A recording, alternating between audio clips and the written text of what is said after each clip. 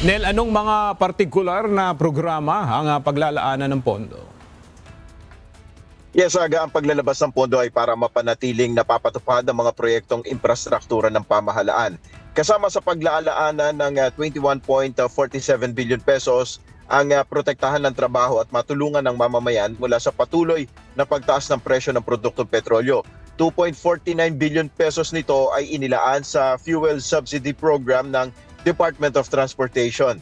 Ito ay gagamitin para sa direktang tulong sa mga chuper at operator sa fuel price hike. 18.65 billion pesos naman ang inilabas sa Department of Public Works and Highways para mapanatili ang pagpapatupad ng infrastructure projects sa buong bansa. Ayon sa Budget Department, sa pamamagitan nito matitiyak ang trabaho, ligtas na mga kalsada at hindi maaantala ang economic activity.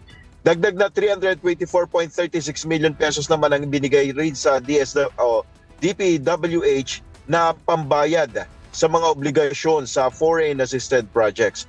Tiniyak ng DBM sa publiko na ang paglalabas ng pondo ay ayon sa strict budgeting, accounting at auditing safeguards.